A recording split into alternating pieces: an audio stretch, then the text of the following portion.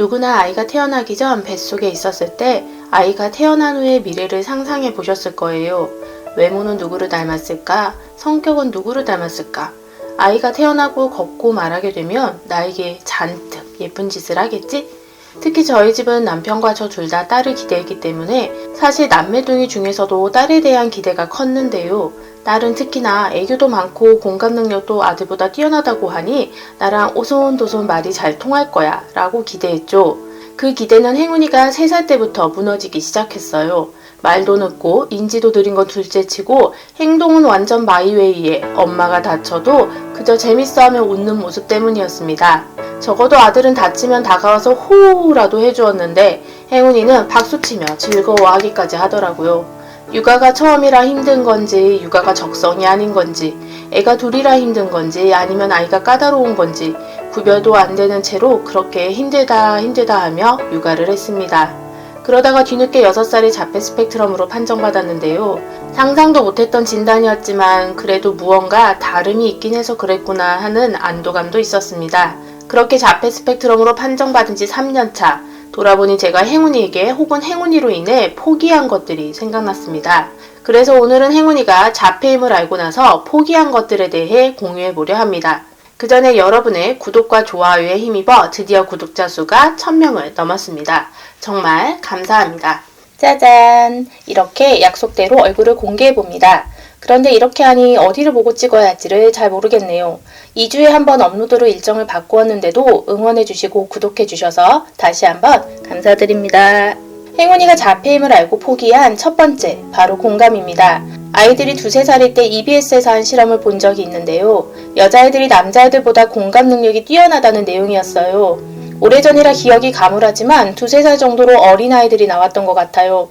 아이들이 나와서 엄마가 아픈 척을 했을 때의 반응을 보여주었는데 여자애들은 엄마가 우니 같이 따라 울었고 남자애들은 미동도 안 하고 갖고 놀던 장난감에 열중하더라고요. 그래서 저도 바로 우는 척 해봤는데요. 그때는 둘 다 관심이 없었습니다. 그러다가 아들이 5살 정도 되니 와서 호호 해주더라고요. 행운이는 제가 다친 걸 보고 더 재밌어 했고요. 저는 쌍둥이가 둘 다 말을 못해서 4살 하반기에 일을 그만두었습니다. 당시 행운이가 텐트럼도 심해서 시어머니께서 돌봐주시기 힘드시다고 차라리 저한테 일을 그만두고 돌보라고 하시기도 했고 전년도에 코로나가 시작해서 학생 수가 점점 줄어들고 있는 상황이기도 했어요. 애들을 보겠다고 일을 그만두었으니 일을 그만둔 뒤로 전 말트임과 육아에 관련된 책들을 읽기 시작했습니다. 그땐 어떤 책을 읽어야 하는지도 몰라서 그저 도서관이나 인터넷 서점에서 육아, 언어, 말트임 등으로 검색해서 읽었던 것 같아요. 그러다가 ABA도 알게 되었고 ABA 책을 읽고 집에서 제가 해주기 시작했습니다. 행운이는 당시 5분도 집중하기 힘들어했고 잠깐 한눈 팔면 사고치기 일쑤였어요. 남편도 행운이를 감당하지 못해 행운이를 혼자서는 30분도 보지 못했고요. 그러다 하루는 너무 화가 나고 답답해서 행운이를 앞에 둔 채 혼자 소리 지르며 운 적이 있는데요. 작은 방 안에서 내가 뭘 그렇게 잘못했다고 나한테만 이래? 대체 언제까지 이럴 거야? 라며 혼자 한풀이를 했었죠. 그때 행운이가 마냥 즐거워하며 웃다가 처음으로 휴지를 갖다 제 눈에 대줬었어요. 그리고는 다시 재밌는 듯 웃었죠. 그때 전 행운이가 드디어 제게 공감을 해준다며 감동했었지만 그 뒤로는 한 번도 진심으로 걱정하는 모습을 본 적이 없습니다. 제가 최근에 발가락이 부러져서 반깁스를 하고 있는데요. 집에서 제 반깁스를 자기가 갖고 놀고요. 제가 발 아파서 못 뛰니까 같이 가자고 하면 마치 처음 본다는 듯이 엄마, 발 아직 아파요? 하고 탐구하듯 웃으며 말합니다. 심지어 제가 뛰지 못하는 걸 알고 엄마 나 잡아봐요 하면서 계속 저를 약올리기도 하는데요. 대상포진 걸려서 끙끙대고 누워있었을 땐 기회다 하면서 병원놀이를 가지고 와서 진찰한다 주사 놓는다 하면서 저를 여기저기 꾹꾹 눌러댔습니다. 그래서 저 결국 행운이에게 적어도 현재까지 공감은 포기한 상태입니다. 두 번째로 포기한 건 직장으로의 복귀입니다. 저는 원래 고등부 학원 강사였습니다. 고등학생들은 보통 수업 끝나면 밤 10시인데요. 그러니 집으로 바로 와도 밤 11시입니다. 그럼 애들 잠드는 것도 볼 수가 없죠. 그래서 애들이 3살 때 어린이집 가면서 직장으로 복귀했을 때도 주 2~3회만 일했었는데요. 주중에 이틀만 일하고 토요일, 이른 오후에 퇴근하는 스케줄이었어요. 하지만 아이들 발달이 느린 걸 알게 되면서 전 아이들을 양가 어머님들께 맡기는 것보다 제가 함께하는 시간에 더 많은 자극을 주어야 한다고 생각했어요. 그때도 일주일에 2번 언어 치료는 일주일에 2시간밖에 안 된다고 생각한 거죠. 기왕 육아를 해야 하는 상황이 되었으니 아이들과 함께하는 시간을 최대한 활용해보자는 취지였어요. 그래서 고등부 학원 강사로서의 직업은 완전히 포기했습니다. 아이러니하게도 포기하지 못한 것은 새로운 직업인데요. 아이가 장애가 있으면 가장 걱정되는 게 아이의 미래죠. 그래서 양육자는 아이의 미래를 위해 금전적인 부분을 걱정하지 않을 수 없습니다. 저도 마찬가지고요. 안 그래도 아이가 둘이라 들어가는 비용이 많으니 남편은 제가 금액과 관계없이 수입을 만들기를 항상 원했어요. 물론 지금도 바라고 있고요. 게다가 100세 시대인데 제가 언제까지 전업주부로 있을 수 있겠어요. 그래서 어떤 직업을 가질 수 있을까 많은 고민도 했고 시도도 했습니다. 그러다가 유튜브를 시작하면서 제가 할 수 있는 일로 수학 과외가 생각난 거고요. 수학 과외는 아이들이 집에 오기 전 제한된 시간밖에 할 수 없기 때문에 최근에 새로운 부업에 도전하게 된 거고요. 상담 심리학과에서의 공부도 자격증을 따면 역시 새로운 직업으로 연결이 되겠죠? 세 번째는 정돈된 집이에요. 저는 완벽주의 기질이 있어요. 그래서 잘하고 싶어 하죠. 하지만 체력은 저질이에요. 공부도 해야 하고 돈도 어떻게 벌까 궁리해야 하고 육아도 해야 하고 그렇게 해야 한다고 생각하는 일들이 자꾸 늘어났는데 소화할 수가 없었죠. 공부를 하면 집이 엉망이 되었고 돈을 어떻게 벌까 궁리를 하면 머리가 아팠어요. 해야 할 일 목록만 늘어나면서 초조함과 짜증도 같이 늘었어요. 제가 약을 먹는 이유에 한몫하고 있지요. 그런데 제 주위의 사람들은 제 눈에 너무 대단해 보였어요. 워킹맘으로 직장도 다니고 아이 키우는 엄마들이 너무 존경스러웠어요. 뒤돌아서면 어지럽히는 애들인데 집이 깨끗한 엄마들이 너무 존경스러웠어요. 저도 그러고 싶었어요. 하지만 이제 적어도 저한테는 불가능하다는 걸 얼마 전에야 깨달았어요. 원싱을 읽으면서 하루 한 가지만 제대로 해내자고 생각했지만 원싱의 한 가지는 하루 한 가지가 아니었어요. 각 분야의 한 가지라서 집안일 하나, 공부 하나, 일거리 하나, 육아 하나씩 뽑기 시작하면 다시 일이 한가득으로 늘어났어요. 계속 시간이 부족하게만 느껴졌고 음식은 언제 하지? 청소는 언제 하지? 싶었어요. 도저히 다 할 수가 없더라고요. 적어도 저는 다 할 수 없는 거였어요. 계기는 남편이 직장까지의 거리 문제로 주말 부부가 되면서부터였습니다. 저희 남편은 프리랜서이기 때문에 출근이 오후였거든요. 아침마다 오늘은 뭐 먹어? 라는 질문이 저에겐 굉장히 스트레스였어요. 전 요리를 즐거워하지도 않고 시간이 아깝게 느껴졌거든요. 그런데 남편이 일주일에 5일을 집에 없으면서 청소와 요리에서 거의 손을 뗐습니다.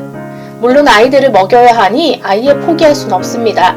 하지만 아이들 소세지, 스팸, 레토르트 식품 잘 활용합니다. 저희들은 편식도 심한 편이라 원푸드를 잘하는데요. 제가 건강한 식사를 만들 자신도 그리고 그걸 먹이느라 씨름할 자신도 없고 충분히 시도할 기회를 주면서 먹을 때 되면 먹겠지라는 생각도 있습니다. 실제로 쌍둥이 아들은 8살 되면서 처음으로 삼계탕, 갈비탕 같은 걸 먹을 수 있게 되었고요. 행운이는 올해 초부터 약 6년 만에 다시 시금치를 먹기 시작했어요. 쌍둥이 아들은 8살에 1년 내내 주중 아침에는 계란찜에 밥을 비벼달라고 하고 주말에는 계란말이를 해달라고 했습니다. 그게 오래되니까 소시지랑 햄으로 바뀌더라고요. 행운이는 올해부터는 아침에 과일 위주로 먹고 있고요. 저희 집엔 양가 어머님이 자주 오시는데요. 아이 양쪽 어머니께 선언을 했어요. 전 이제 평소에 집에서 반찬 만들지 않겠다고요. 해주시면 감사히 먹을 거지만 필요하면 사 먹겠다고요. 제가 하루에 가용할 수 있는 시간에 한계가 있는데 모든 걸 다 할 순 없다고요. 이제 사이버대학교 수업까지 시작하니 더 힘들다고 아이의 선언을 하고 나니 오히려 마음이 편해졌습니다. 청소도 원래 자주 하는 편은 아니었는데 행운이 때문에 개를 키우기 시작하면서 더 어려워졌어요. 반려견이 아직 어려서 보이는 걸 죄다 물어다가 어지럽혀서 바닥을 다 정리해야 로청리를 돌리는데 바닥 정리 자체가 끝이 없습니다. 그래서 스트레스 받지 않을 정도로만 틈틈이 하려고 하고 있어요. 남편도 양쪽 어머니들 몰래 화장실 청소하는 청소업체에 맡기라고도 했고요. 이적씨 어머님처럼 먼지에게 굴러다닐 시간을 주어보려고 합니다. 마지막으로 포기한 것, 평범함입니다. 참 모호한 표현이죠. 평범함. 그런데 제가 어렸을 때의 소원이 평범한 삶이었어요. 개인사의 평범함이 어디 있겠냐만 저도 어린 시절에 아픔들이 있어서요. 크는 내내 학교 갔다 돌아오면 집에 있는 엄마, 회사 다니는 아빠, 주말에 손잡고 놀러 다니는 따뜻한 가정을 꿈꿨는데 그러지 못했거든요. 그래서 어릴 때는 과연 나를 품어줄 사람을 찾을 수 있을까라는 걱정도 했었어요. 그래서 따뜻한 사람 만나서 평범하게 결혼하고 평범하게 가족을 만들고 평범하게 아이를 낳고 돈을 버는 일상을 평범함이라 생각했어요. 그런 평범함을 꿈꿨습니다. 알고 보면 그 평범함이라는 건 있을 수 없는 거더라고요. 세상에 나와 같은 사람이 없는데 어떻게 평범함이 있을 수 있겠어요? 그럼에도 그냥 학교 잘 다니고 친구들과 어울려 놀고 그렇게 아이가 자라는 모습을 평범함이라고 굳이 이름을 붙인다면 저는 그 평범함을 포기했습니다. 지인들이 말하는 우리 딸이 말이야의 이야기에 행운이의 공통점은 찾기 힘듭니다. 현재 제 주변은 행운이와 같은 고 기는 자폐아이가 없습니다. 그래서 행운이가 친구를 사귀고 그 친구가 우리 집에 놀러오는 것도 상상이 잘 안 됩니다. 아직 행운이와의 외출은 딸과의 데이트라기보다 아무 일도 없기를 바라는 조마조마함이 더 큽니다. 친구들과 놀겠다며 떼쓰는 아이의 모습이 아니라 혼자 노는 시간이 많을 아이가 받을 상처를 걱정하게 됩니다. 학년이 올라감에 따라 겪게 될 아이의 사춘기보다 다름의 왕따를 당할 게 더 걱정됩니다. 커서 아까워서 어떻게 남주지가 아니라 제발 커서 무사히 혼자 살 수 있기를 그런 자립을 꿈꾸게 됩니다. 하지만 이 모든 포기를 포기라 부르지 않을 만큼 행운이는 저에게 새로운 세상을 열어주었습니다. 행운이를 알기 전 장애에 대해 아무런 관심도 지식도 없었습니다. 행운이가 아니었으면 저는 여전히 장애에 대해 아무런 관심도 지식도 없었을 겁니다. 그리고 그 어떤 이해를 위한 노력도 하지 않았을 겁니다. 무지로 인해 편견을 가득 담은 눈으로 바라보는 사람들 중 1인이었을 거예요. 아이의 행동을 어려움이 있어 못하는 게 아니라 안 하는 거라고 생각했겠죠. 아이의 자립이 중요한 게 아니라 학교 생활과 공부가 중요하다고 생각했을지도 모르겠네요. 아이의 감정이 어떤지 돌보는 게 아니라 왜 내 의견에 따라주지 않는지를 먼저 답답했을 거예요.